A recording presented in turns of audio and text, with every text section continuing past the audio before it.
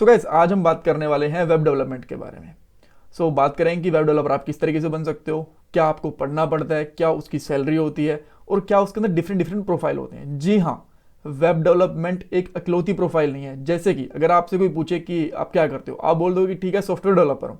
आप बोलोगे कि सॉफ्टवेयर तो बहुत तरीके होते हैं, सॉफ्टवेयर डेवलपर में क्या हो? आप मोबाइल डेवलपर हो या फिर वेब डेवलपर हो, एप्लीकेशन डेवलपर हो, सिस्टम डेवलपर हो, या फिर स्पेसिफिकली भी पूछा जा सकता है कि आप जावा डेवलपर हो, पीएचपी डेवलपर हो, पाइथन डेवलपर हो, क्या हो। इसी तरीके से वेब डेवलपमेंट के अंदर भी काफ़ी सारी कैटेगरीज आती हैं, उनके बारे में डिस्कशन करेंगे। आपको कौन सी सूट करेगी वो आप इस वीडियो को देख के समझ जाओगे, आपको क्या ठीक लगता है। आप उस तरीके से उसकी प्रिपरेशन कर सकते हो अगर आप एक वेब डेवलपर बनना चाहते हो तो। सैलरी भी जैसे डिफरेंट प्रोफाइल्स होते हैं, पीएचपी वालों की थोड़ी सी अलग सैलरी हो सकती है, पाइथन वालों की अलग हो सकती है, कोटलिन वालों की अलग हो सकती है। उसी तरीके से जो प्रोफाइल्स होती हैं वेब डेवलपमेंट के अंदर, उनकी भी अलग अलग सैलरी हो सकती है। कुछ लोगों को बस ऐसा ही लगता है कि वेब डेवलपमेंट मतलब HTML CSS और कुछ नहीं। देखो, ऐसा नहीं होता। इसके पीछे थोड़ी सी हिस्ट्री है, उसके बारे में डिस्कशन करेंगे कि पहले वेब डेवलपर क्या होते थे, अब वेब डेवलपर क्या हो गए हैं। ठीक है। अच्छा, मैं एक आपसे सिंपल क्वेश्चन पूछता हूँ, आप मुझे उसका आंसर देने की कोशिश करना अगर आप लोग वेब डेवलपमेंट के बारे में थोड़ा बहुत जानते हो तो। एक वेब डेवलपर, एक यूआई डेवलपर, एक फ्रंट एंड डेवलपर, इन तीनों में क्या फ़र्क होता है? वीडियो को पॉज कर लेना, सोच लेना अगर आपको सोचना है तो। हो सकता है आपको पता हो सकता है आपको ना पता हो, दैट्स ओके। हम इस वीडियो के अंदर डिस्कस करेंगे एक्चुअली क्या होता है, वेब डेवलपर क्या होता है। मैं सबसे पहले आपको बता देता हूँ। जो एक कंप्लीट वेबसाइट बना सकता है एक वो डेवलपर, या फिर आप कह सकते हो कि एक ऐसा पर्सन जो कंप्लीट वेबसाइट बना सकता है, वो एक वेब डेवलपर होता है। आप बोलोगे कंप्लीट वेबसाइट से क्या मतलब है?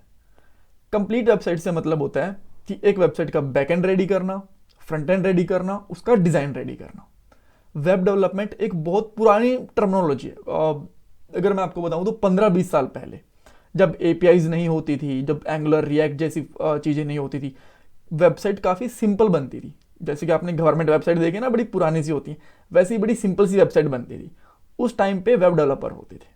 वो क्या करते थे, कोई भी एक JSP के अंदर या फिर ASP के अंदर या फिर PHP के अंदर बैकएंड बना लेते थे और थोड़ा बहुत HTML CSS करके एक सिंपल सोबर सी वेबसाइट बना देते थे। उस टाइम पे होते थे वेब डेवलपर। बट आज के दिन में क्या हो गया, सिनेरियोज कंप्लीटली चेंज हो गए हैं। HTML CSS कोई और बनाता है, बैकएंड कोई और बनाता है, फ्रंट एंड कोई और बनाता है। तो जब हम इन सबको कंप्लीट कंबाइन कर देते हैं, यानी कि UI, फ्रंट एंड और बैक एंड, तब बनता है कंप्लीट वेब डेवलपमेंट। तो आप एक कंप्लीट वेब डेवलपमेंट डेवलपर कैसे हो सकते हो? बिकॉज इसके लिए तो काफ़ी सारी चीज़ें सीखनी पड़ेंगी आपको। तो या तो आप एक UI डेवलपर हो सकते हो, या फिर फ्रंट एंड डेवलपर हो सकते हो, या फिर बैक एंड डेवलपर हो सकते हो। ठीक है।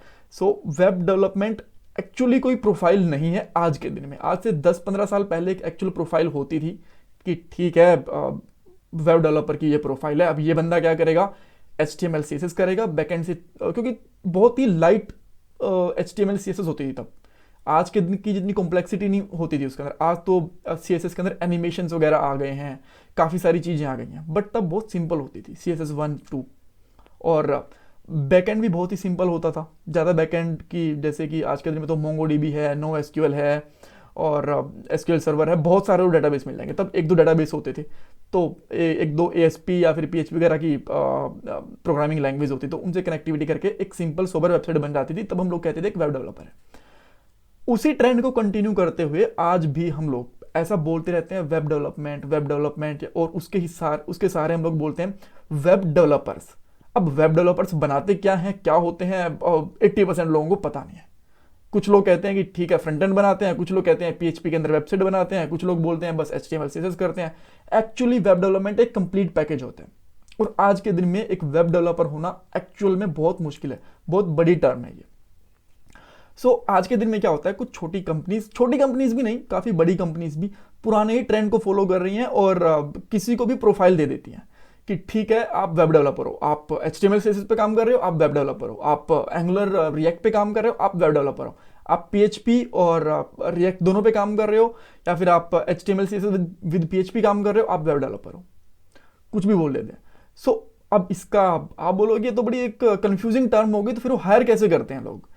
देखो, आज के दिन में हायरिंग कैसे चलती है, हर एक कंपनी अपने हिसाब से कुछ भी प्रोफाइल लगा देती है। मैं आपको प्रोफाइल अगर गिनाने बैठूं ना प्रोग्रामिंग लैंग्वेज के अंदर तो कम से कम 30-40 निकल जाएंगे। आपको पता है यूआई डिजाइनर भी होते हैं, यूआई कंसल्टेंट भी होते हैं, यूआई डेवलपर भी होते हैं, यूएक्स यूआई डेवलपर भी होते हैं, यूजर ग्राफिक्स डेवलपर भी होते हैं, बड़े सारी टर्म होती हैं। हर एक कंपनी अपने हिसाब से प्रोफाइल आज के दिन में बनाने लग गई है।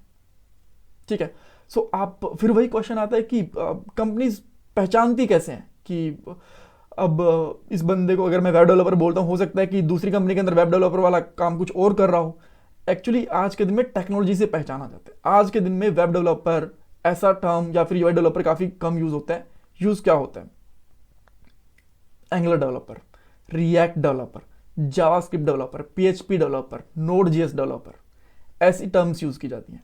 और अगर उसके अंदर अगर डायरेक्टली उन्होंने बोल दिया कि ठीक है सॉफ्टवेयर इंजीनियर, तो सॉफ्टवेयर इंजीनियर या फिर वेब डेवलपर के अंदर टर्म्स कंप्लीटली मेंशन करेंगे कि उसको ये टेक्नोलॉजी आती होनी चाहिए। ऐसा आज के दिन में होने लग गया। ठीक है, हमें समझ में आ गया कि वेब डेवलपमेंट काफी बड़ी टर्म होती है और एक वेब डेवलपर नहीं बन सकता। तो अब आप बोलोगे जो 3 चीजें आपने पूछी थी उनके बीच में डिफरेंस तो बताओ, जो UI developer, front end developer और वेब डेवलपर। देखो वेब डेवलपर तो एक कंप्लीट टर्म हो गई कि जो एक पर्सन कंप्लीट वेबसाइट बना सकता है वो एक वेब डेवलपर हो सकता है। बट जब बात आती है सिंपल वेबसाइट की तो ठीक है, हम लोग HTML CSS एक कोई कह सकते हो PHP जैसी टेक्नोलॉजी सीख के उसमें काम कर सकते हैं, सिंपल वेबसाइट बना सकते हैं। बट जब कॉम्प्लेक्स डिज़ाइन की बात आती है तो प्रोफाइल काफ़ी सारे निकल जाते हैं। अगर मान लो मैं आपको एग्जांपल देता हूँ फेसबुक, तो क्या फेसबुक कोई एक जैसे बंदे ने बनाई होगी कि उस बंदे को यूआई भी आता होगा, बैकएंड भी आता होगा, सब कुछ आता होगा? जी नहीं, उसके अंदर डिफरेंट डिफरेंट प्रोफाइल होंगे। कैसे कैसे profile? UI developer, UI developer का काम क्या होता है? UI developer, front end developer और बैक एंड डेवलपर, 3 जो पार्ट है ना, ये तीनों के तीनों चाइल्ड हैं एक तरीके से वेब डेवलपर के। जी हाँ, बैक एंड डेवलपर भी चाइल्ड होते हैं वेब डेवलपमेंट। आप बोलोगे कि यार बैक एंड डेवलपर तो ऐसे लग रहा है जैसे कुछ सॉफ्टवेयर बनाते हैं, ये वेबसाइट है क्या? जी हाँ, जब आप एक बैकएंड बनाते हो तो उससे ही तो आप एक फ्रंट एंड कनेक्ट करके वेबसाइट बनाते हो, तो वो भी एक वेब डेवलपमेंट का पार्ट है। सो एक वेब डेवलपर बैकएंड डेवलपर भी हो सकता है। ठीक है, ओके, ये चीजें हमें समझ में आ गई। सो जो तीनों टर्म थी, यूआई डेवलपर क्या करता है? HTML और CSS इसके साथ में एक डिजाइन रेडी करता है जहां पे हमें स्टैटिक बटन दिखते हैं। उस बटन पे काम कुछ नहीं हो रहा होता, बटन दिखते हैं, हेडर दिख जाएगा, डिफरेंट डिफरेंट कलर्स। जो हमें यूआई दिखता है ना, स्टैटिक होता है पूरा हार्ड कोड, उसके ऊपर कोई फंक्शनैलिटी एडेड नहीं होती, वो करता है एक यूआई डेवलपर काम। तो क्या वो जेएस काम में नहीं लेता? जेएस काम में लेता है, बट बहुत ही माइन्योर, कह सकते हो 5% या 10% बेसिकली जेएस यूज करते हैं। वो भी जैसे कि कई बार हमें होता है ना कि बटन के क्लिक के ऊपर कुछ हाइड एंड शो करना हो गया, तो ऐसी चीजें कर देते हैं। अब बात आती है कि बैकएंड डेवलपर कौन से होते हैं? ऐसे डेवलपर्स जो डेटाबेस से कनेक्टिविटी करके एपीआई बनाते हैं, वो होते हैं बैकएंड डेवलपर। ठीक है, HTML CSS बन गई, बैकएंड बन गया। इन दोनों कनेक्ट कौन करता है? Front end developer. Front end developer क्या करते हैं? एपीआईज को कनेक्ट करते हैं हमारे HTML CSS से और वो बन जाते हैं फ्रंट एंड डेवलपर। आप ऐसा भी कह सकते हो, फ्रंट एंड डेवलपर वो होते हैं जो आपकी एपीआई को HTML CSS से बाइंड करते हैं, डाटा को बाइंड करते हैं, वो होते हैं। ठीक है, कोई जरूरी नहीं है एक फ्रंट एंड डेवलपर को HTML CSS प्रॉपरली आए। बेसिक नॉलेज उसको डेफिनेटली होनी चाहिए, बट उसको प्रॉपरली आए कोई जरूरी नहीं है। एक यूआई डेवलपर को आप कह सकते हो कि एंगुलर, रिएक्ट जैसी चीजें कोई जरूरी नहीं है। ठीक है, सो अब बात करते हैं कि इनकी टेक्नोलॉजी। जैसे कि मैंने आपको बता दिया, यूआई डेवलपर को HTML, CSS, बूटस्ट्रैप, jQuery ये चीजें आनी चाहिए। फ्रंट एंड डेवलपर को रिएक्ट, व्यू और आप कह सकते हो एंगुलर, ऐसी टेक्नोलॉजीज आनी चाहिए। बैक एंड डेवलपर को PHP और जावा कह सकते हो, नोड कह सकते हो, ये टेक्नोलॉजीज आनी चाहिए और उनको डेटाबेस भी आना चाहिए। सैलरी, बहुत से लोग आपको ऐसा बोलेंगे नहीं नहीं सैलरी तो सबकी सेम होती है, ऐसा कुछ फर्क नहीं होता, बस कंपनी टू कंपनी डिपेंड करता है, कहने की बातें होती हैं। HTML CSS डेवलपर भी बहुत कमा लेता है, बैक एंड डेवलपर भी। ऐसा नहीं, देखो सही चीज मैं आपको बोलूंगा, एक्सेप्शनल केसेस हर जगह पे होते हैं। हो सकता है कि 1-2 यूआई डेवलपर सबसे ज्यादा ही कमा रहा हो, बट जो एवरेजली जो जर्नल केसेस होते हैं मैं उनकी बात कर रहा हूँ। बैक एंड डेवलपर की सैलरी सबसे ज़्यादा होती है, फिर फ्रंट एंड डेवलपर की आती है, और फिर उसके बाद में यूआई डेवलपर की सैलरी आती है। कॉम्प्लेक्सिटी भी आप इसी तरीके से, सबसे ज़्यादा कॉम्प्लेक्स चीज़ें होती हैं बैक एंड के ऊपर, फिर उससे कम कॉम्प्लेक्स होती हैं फ्रंट एंड के ऊपर, फ्रंट एंड डेवलपमेंट के अंदर, और बिल्कुल कम कॉम्प्लेक्सिटी होती है हमारी HTML CSS के अंदर। इसका मतलब ये नहीं है कि कोई भी जॉब ईजी है, जॉब सारी मुश्किल होती हैं, ऐसा कुछ भी नहीं है कि आप लोग अगर UI डेवलपर बन गए, HTML CSS में काम करेंगे तो आपको खाना नहीं मिलेगा, भूखे मर जाओगे, ऐसा नहीं। सैलरी अच्छी होती है but as compare to back end developer कम होती है एवरेज केस में, ठीक है। हो सकता है कि हम लोग 100 UI डेवलपर को पूछें, उनमें से किसी ना किसी एक दो डेवलपर की सैलरी बैक एंड वाले से ज़्यादा निकल जाए, वो हो सकता है, but mostly back end developer की सैलरी ज़्यादा होती है, ठीक है। हमें काफ़ी सारी चीज़ें बन गई।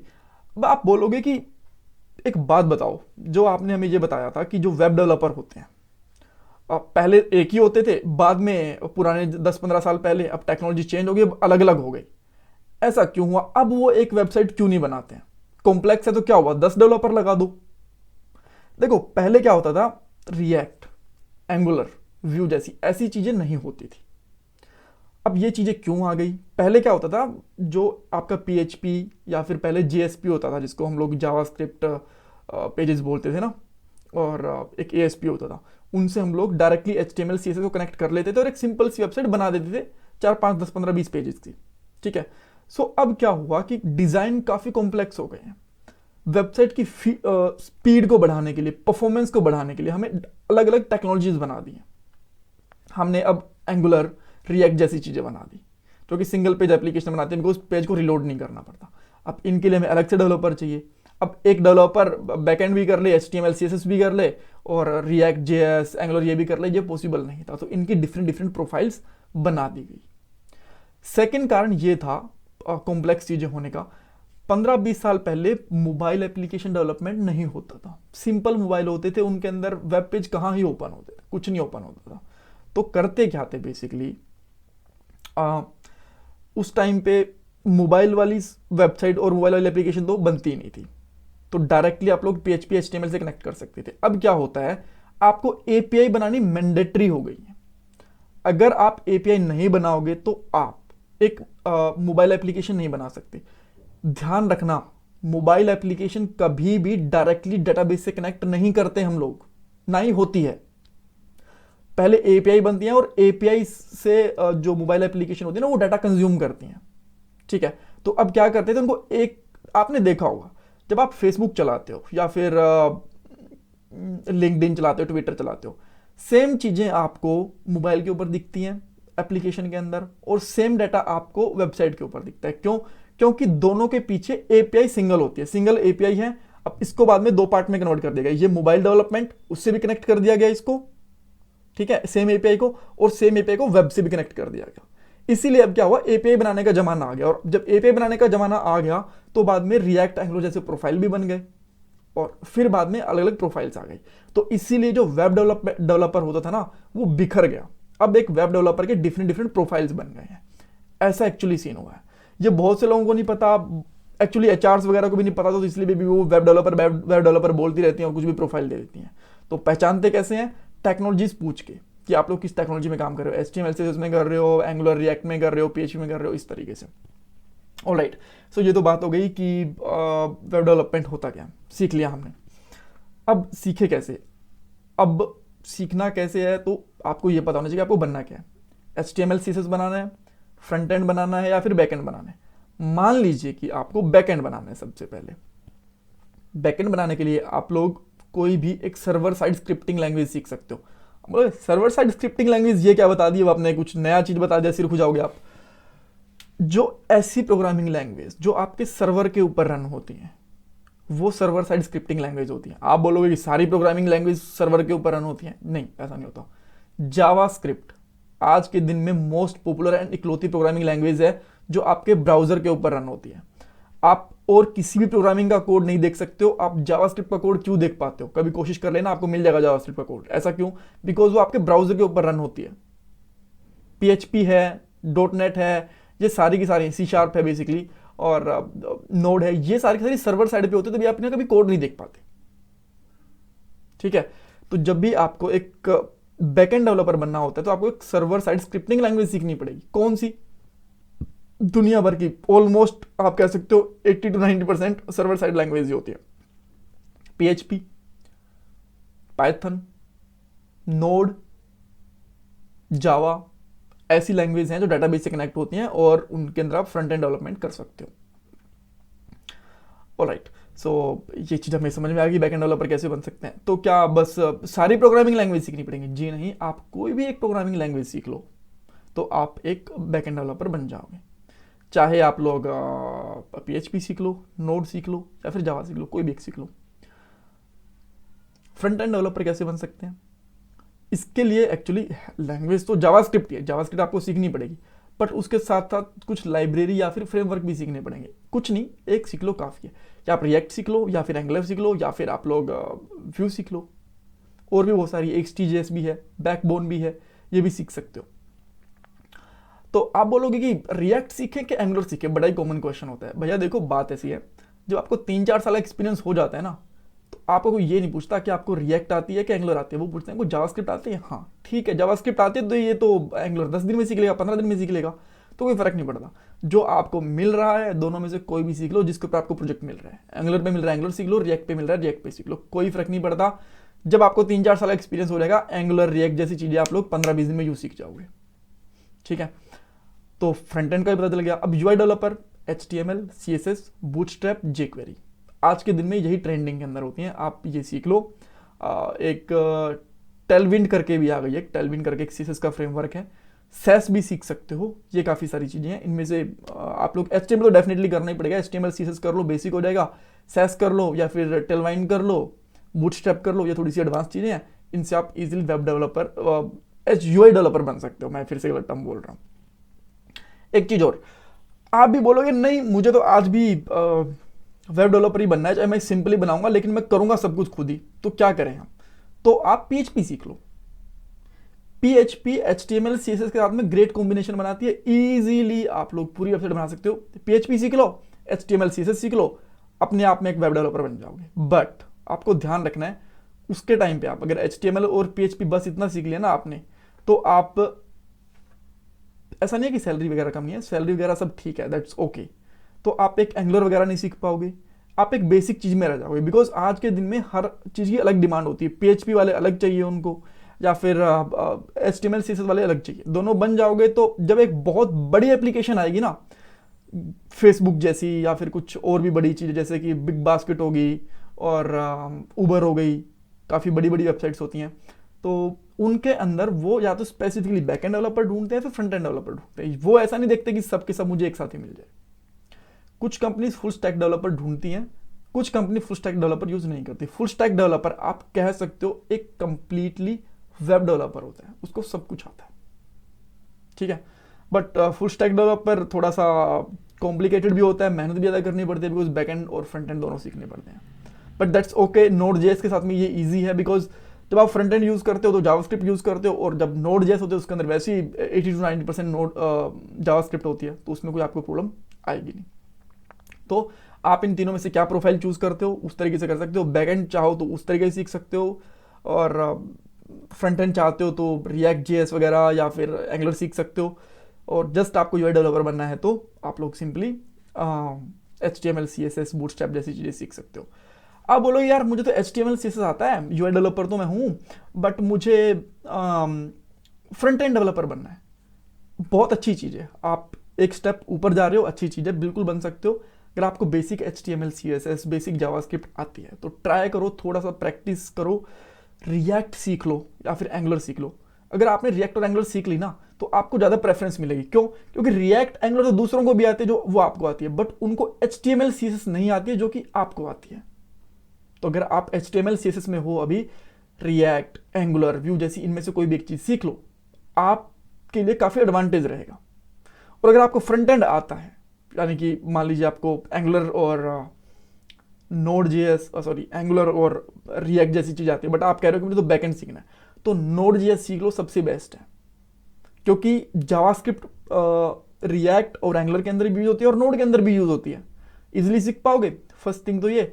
और तब आपको ज़्यादा प्रेफरेंस मिलेगी, बिकॉज बाकी लोगों को बस नोड जेएस आती है, आपको नोड जेएस प्लस एंगुलर और रिएक्ट जैसी चीज़ें भी आती हैं।